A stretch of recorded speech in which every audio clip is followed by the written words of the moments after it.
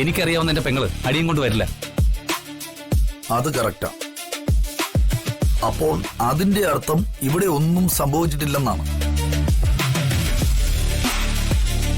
അങ്ങനെ ഉണ്ടായാൽ തന്നെ അത് പരിഹരിക്കാൻ നാടിന്റെ ക്രമസമാധാനം നോക്കുന്ന ഞാനിവിടെ ഇല്ലേ?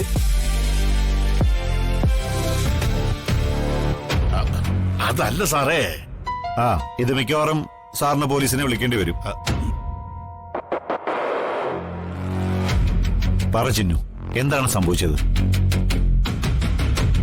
എന്റെ മകളുടെ വാക്കുകളേക്കാൾ വിശ്വാസം ഈ വേലക്കാരിയുടെ വാക്കുകളെയാണോ എന്ന് ഞാൻ പറഞ്ഞില്ല. പക്ഷേ ഒരു പ്രശ്നം ഉണ്ടാവുമ്പോ ഇരുഭാഗത്തുള്ള ന്യായങ്ങൾ നമ്മൾ കേൾക്കേണ്ടി വരും. ഒരാളുടെ വാക്ക് മാത്രം കേട്ടിട്ട് എന്തെങ്കിലും ചെയ്യുന്നത് നല്ലതല്ല. പറ ചിന്നു, എന്താ പറ്റിയത്?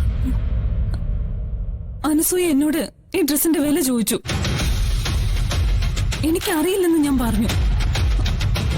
കാരണം ഇതെനിക്ക് മൈസാർ ഗിഫ്റ്റ് ആയിട്ട് തന്നതാ.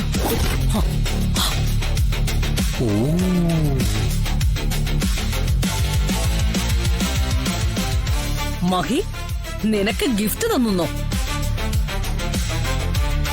അവൻ എന്തിനാ നിനക്ക് ഗിഫ്റ്റ് തന്നത്?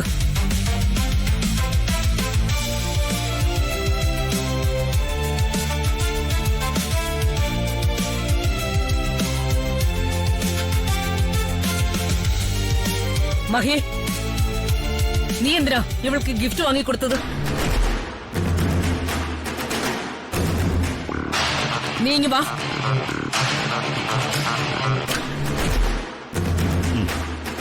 വീട്ടിലൊരു ഫംഗ്ഷൻ നടക്കുമ്പോ എല്ലാരും നല്ല ഡ്രസ് ഇട്ട് നിൽക്കണം. അതാണ് തറവാടിത്തം. ഈ വീട്ടിൽ ആത്മാർത്ഥമായിട്ട് ജോലി ചെയ്യുന്ന കുട്ടിയാണ് ചിന്നു. നമുക്ക് ആത്മാർത്ഥമായിട്ട് സേവനം ചെയ്യുന്ന ഒരാൾക്ക് നമ്മൾ ഗിഫ്റ്റ് കൊടുക്കാറില്ലേ? അങ്ങനല്ലേ സാറേ നമ്മൾ സന്തോഷം പ്രകടിപ്പിക്കുന്നത്? ജയരാമൻ പറഞ്ഞതാണ് ശരി.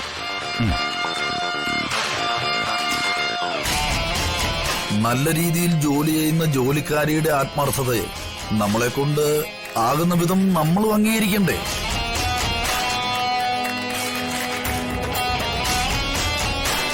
മഹിയും അങ്ങനെ ഒരു നല്ല കാര്യമാണ് ചെയ്തത്.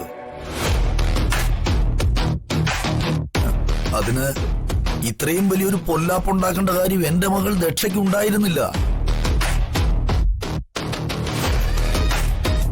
കല്യാണി ഈ വീട്ടിലെ വേലക്കാരി ആയിരിക്കാം. പക്ഷെ നമ്മുടെ കൂടെ ഒരേ കോളേജിൽ പഠിക്കുന്ന കുട്ടിയാ. അതും നല്ലവണ്ണം പഠിക്കുന്നൊരു കുട്ടി. അവളെ പരസ്യമായിട്ട് ഇൻസൾട്ട് ചെയ്യേണ്ട കാര്യം ഉണ്ടായിരുന്നില്ല. ഇത് വളരെ മോശമായി പോയി.